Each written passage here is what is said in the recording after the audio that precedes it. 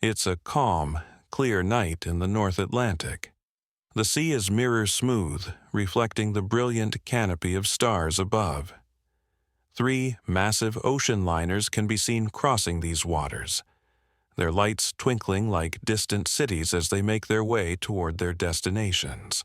They occasionally pass radio messages between each other as they navigate the vast expanse of the Atlantic shipping lanes. The captains maintain vigilant watches on their bridges, while passengers below enjoy their evening meals and entertainment. Unbeknownst to those aboard these vessels, a series of events have already begun to unfold in these frigid waters. And for one of these ships, a simple decision made moments before could spell absolute catastrophe. This is the story of the Titanic, Southampton, England.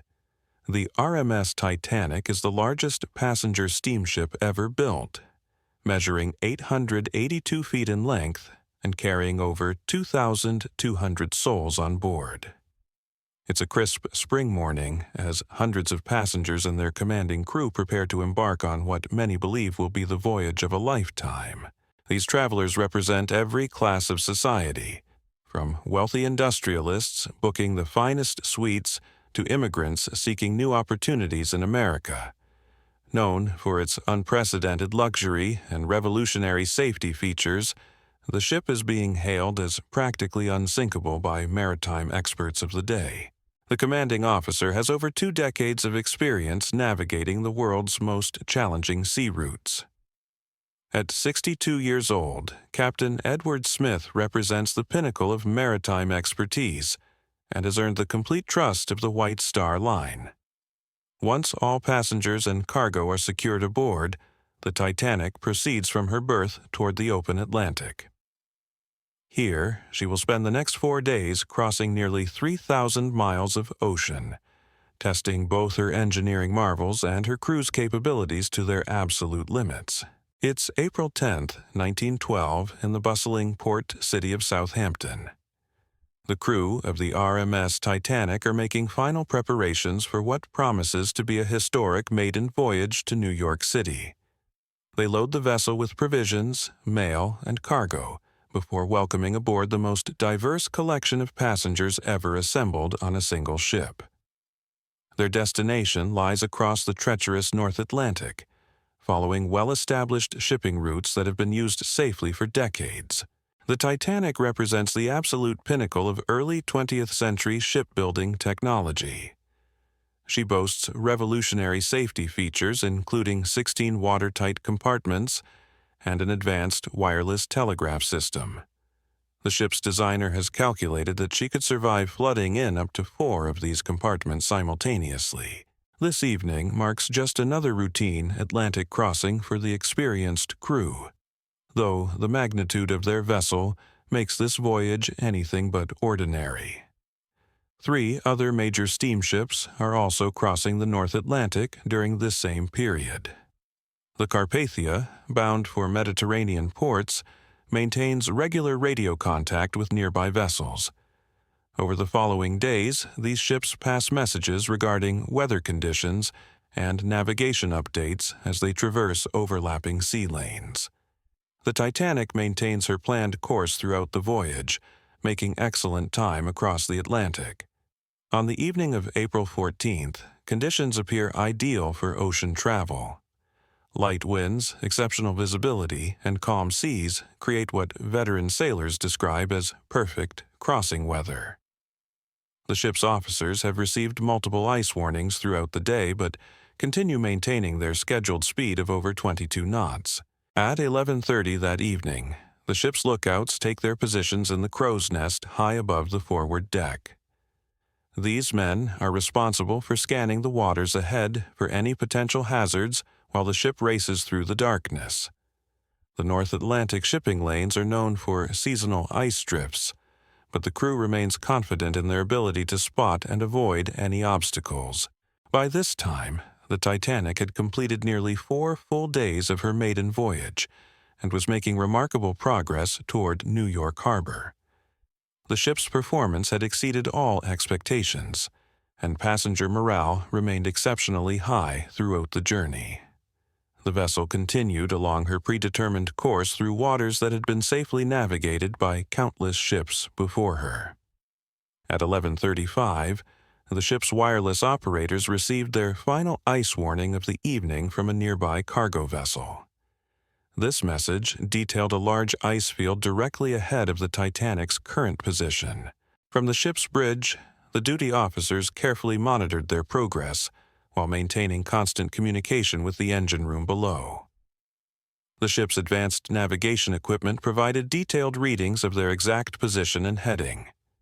At this point, the captain and senior officers had retired to their quarters, leaving the ship under the capable command of First Officer Murdoch. The lookouts in the crow's nest maintained their vigilant watch over the dark waters ahead. They had been trained to identify potential hazards at considerable distances, even under challenging visibility conditions.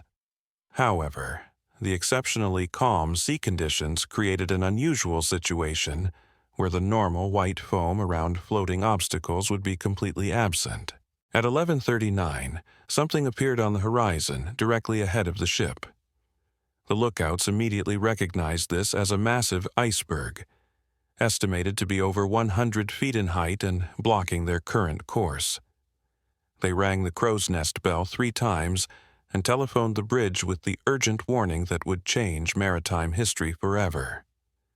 First, Officer Murdoch immediately ordered the engines to full reverse and commanded a hard turn to port in a desperate attempt to avoid collision. The ship's helm responded as quickly as the massive vessel's momentum would allow.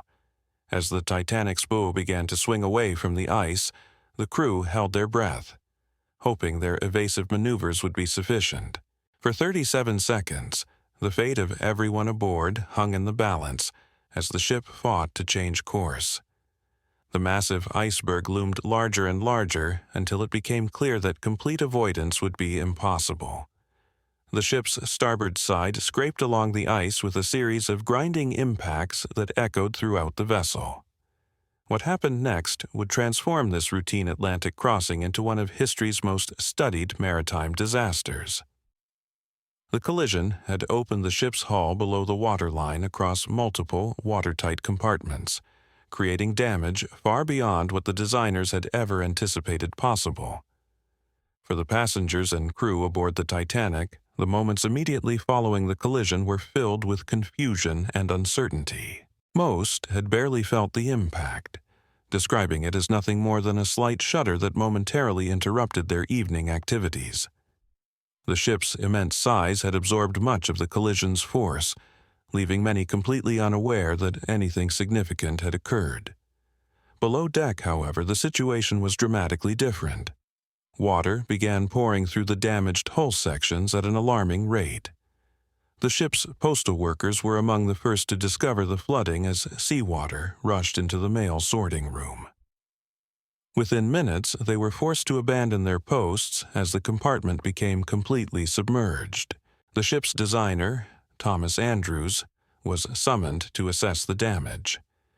His inspection revealed the catastrophic reality that the collision had breached not 4, but 6 of the ship's watertight compartments. This exceeded every safety calculation that had been made during the vessel's construction. The mathematical certainty was undeniable. The ship would sink within hours. Captain Smith was immediately notified of the assessment. The veteran mariner, who had planned for this voyage to be his final command before retirement, now faced the most challenging decision of his career. At 12:05 a.m., he gave the order that no captain ever wants to give: abandon ship. The crew began the massive undertaking of evacuating over 2,200 people from a ship that carried lifeboats for only 1,178 souls.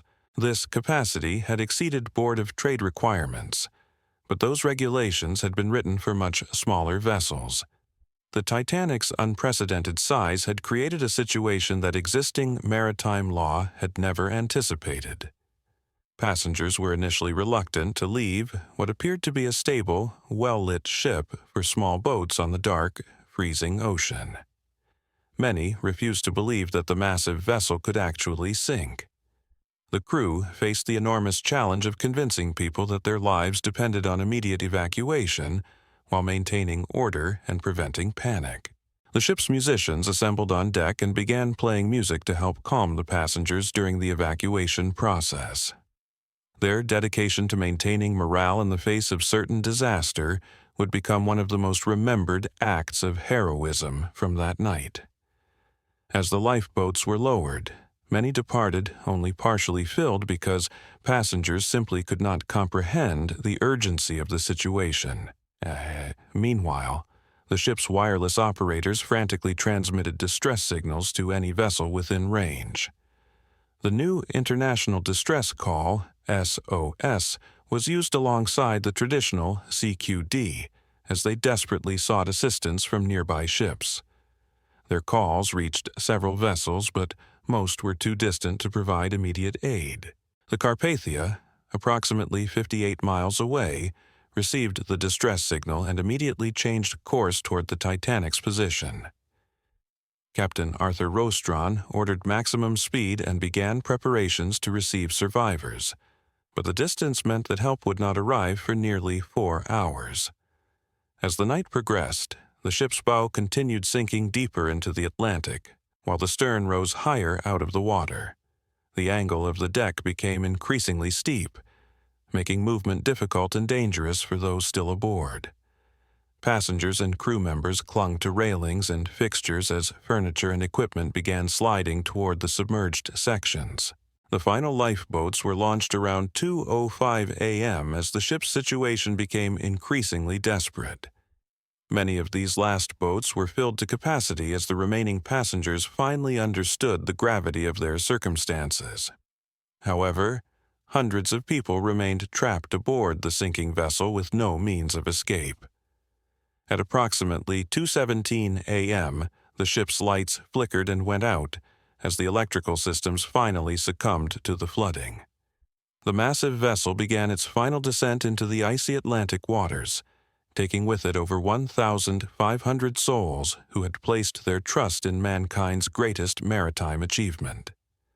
Those fortunate enough to reach the lifeboats watched in horror as the pride of the White Star Line disappeared beneath the waves. The survivors faced their own battle for survival in the freezing North Atlantic waters, waiting desperately for rescue while listening to the cries of those still struggling in the sea. The Carpathia would not reach the disaster site until dawn, finding only lifeboats scattered across the debris field that marked where the mighty Titanic had made her final voyage. The rescue ship's crew worked tirelessly to bring the survivors aboard, providing medical attention and comfort to those who had endured the unthinkable tragedy. The rescue operations revealed the full scope of the catastrophe that had unfolded in the early morning hours. Of the 2,224 people who had boarded the Titanic in Southampton just days earlier, only 710 would survive to tell their stories. The loss of life represented one of the deadliest maritime disasters in peacetime history, forever changing how the world viewed ocean travel and safety regulations. News of the sinking reached shore stations via wireless telegraph, sending shockwaves around the globe. Families gathered anxiously at telegraph offices, desperately seeking word about their loved ones. The White Star Line's New York offices were besieged by crowds demanding information about passenger lists and survivor accounts. In the aftermath, investigators from multiple nations launched comprehensive inquiries into the disaster. Their findings revealed a cascade of contributing factors beyond the initial collision. The nearby ship Californian had stopped for the night due to ice conditions, her wireless operator having gone off duty just minutes before the Titanic's distress calls began. Multiple distress rockets fired by the sinking ship went unrecognized by the Californian's crew, who mistook them for company signals.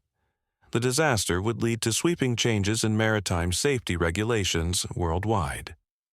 New international laws mandated sufficient lifeboats for every soul aboard, 24-hour radio watch requirements, and standardized distress procedures. Today, the wreck of the Titanic rests nearly 2.5 miles beneath the Atlantic's surface, serving as both a grave site and a permanent reminder of humanity's vulnerability against the forces of nature.